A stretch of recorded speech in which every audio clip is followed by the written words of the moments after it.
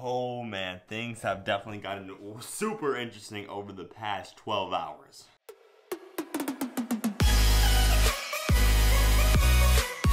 I'm MWG and let's get right into the tropical update where we now officially have the first hurricane of the season, Hurricane Beryl. Yes, Beryl. Beryl right now is in a very interesting position right now. It only is going to have the next 48 hours to continue to strengthen. But right now there's kind of a cap on it because the water temperatures aren't that generally warm to support a major hurricane. So this thing is not going to reach Cat 4, Cat 5. But since Beryl right now is just such a small hurricane at 996 millibars, 75-mile-per-hour Category 1 hurricane, it's so small that means it could just re-up and re-down so easily. If Beryl was this huge system the size of Maria out in the Western Pacific, I'm sure it wouldn't be a Category 1 right now because it would have to make all of that strengthen at once, but with this just little small core, it's going to easily strengthen. If we take a look at the satellite imagery, Beryl just popped up some nice thunderstorms last night and all of a sudden it formed a little tiny eye, and it was kind of doing that almost this time yesterday. So Beryl was bound to be a hurricane, and there's barely any wind shear, and there's going to be barely any wind shear for the next 48 hours. That's where things really come into perspective because Beryl is kind of in the same position, just a little more south than Maria and Irma was when they were hurricanes out in this area. So Beryl right now is traveling west towards the Lesser Antilles, which is never a good sign, especially since Puerto Rico's there and other islands completely destroyed by Hurricane Irma and Maria. They do not need another hurricane, but as of right now, they could just potentially get one. As of right now, if we take a look at the models on where this Beryl is going to go to the Lesser Antilles, it's going to make a landfall in between St. Lucia and Guadeloupe as just a tropical storm. Here's the reasoning behind that. Right now, just taking a look at the wind shear miles above the ground, the wind shear is generally very favorable for a hurricane right now in Beryl's development, and that's why it's a hurricane right now. And it's going to have that environment for the next 48 hours, but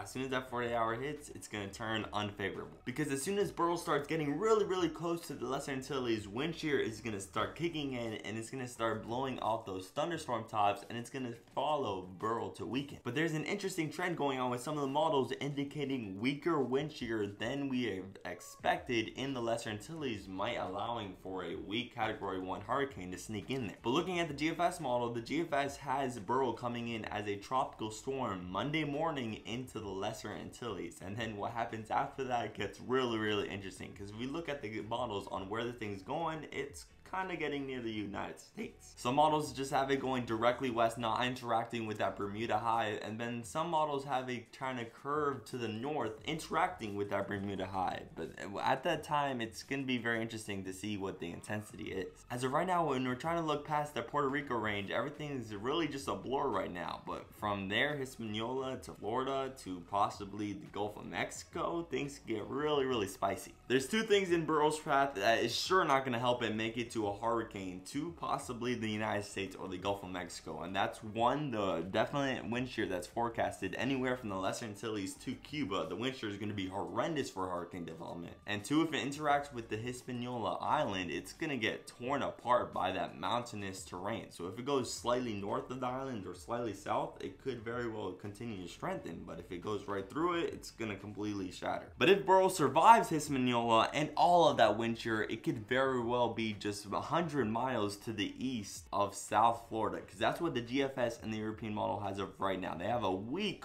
tropical depression just east of the South Florida coastline. But those impacts from Hispaniola to Florida are about 6 to 7 to 8 days out. So we have plenty of time to watch this and watch these things develop. We are in the very early stages of that, but we are not in the early stages for possible impacts on the Lesser Antilles. That's going to start Monday morning when Beryl's going to be making landfall as probably a mid to high level tropical storm. And if the models continue the trend of the wind shear being weaker, it could very well just be a Cat 1, Cat 2 hurricane hitting the Lesser Antilles and maybe just Puerto Rico shortly after that. But we are in an extremely interesting scenario for Beryl right now. Some models are peaking the intensity already, and some models are continuing a weakening trend starting right now. So what happens over the next 12 hours with little Hurricane Beryl already having a tiny eye as a Cat 1 is going to be very interesting for the developments ahead in the next couple of days. Possible Florida impacts, possible Hispaniola impacts, they're not out of the question for sure. But if that wasn't enough in the Atlantic, there's another tropical entity sitting off the Carolinas right now that is now an 80% chance to form.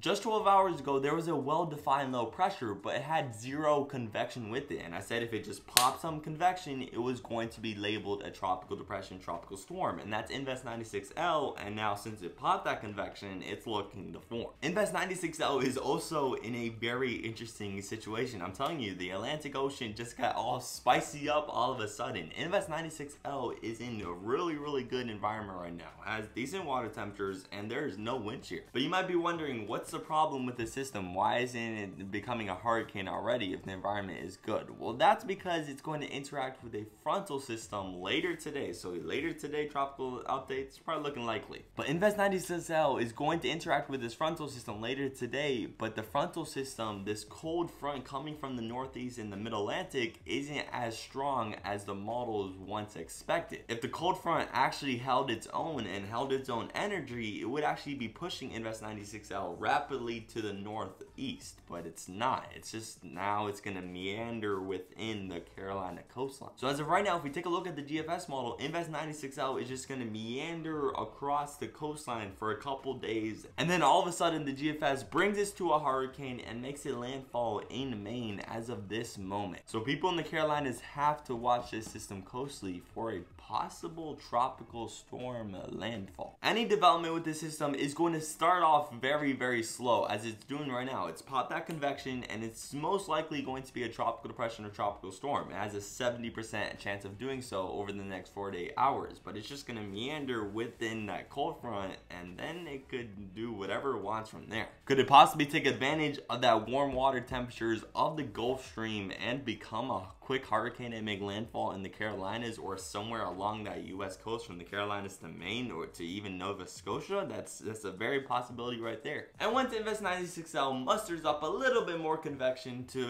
help that tropical low, it's going to be given the Chris name once it becomes a tropical storm, being the third named storm of the Atlantic hurricane season. But while Chris is very close to the United States, just off the coast of the Carolinas, the possible bigger impact storm might just be Beryl, because it's going to affect the Lesser Antilles in Puerto Rico for sure, without a doubt. It's going to bring wind and rain there. But what happens after that 5 to 8 days out is, it's a question. It's blurry from there, but the models have it just going west and possibly heading towards Florida and the United States. That's what it's looking like right now, but it's going to have to battle through that wind shear if it's going to want to survive, which is going to be very interesting to see. But thank you to all my subscribers for watching this video. I'm going to see you in the next one for another tropical update.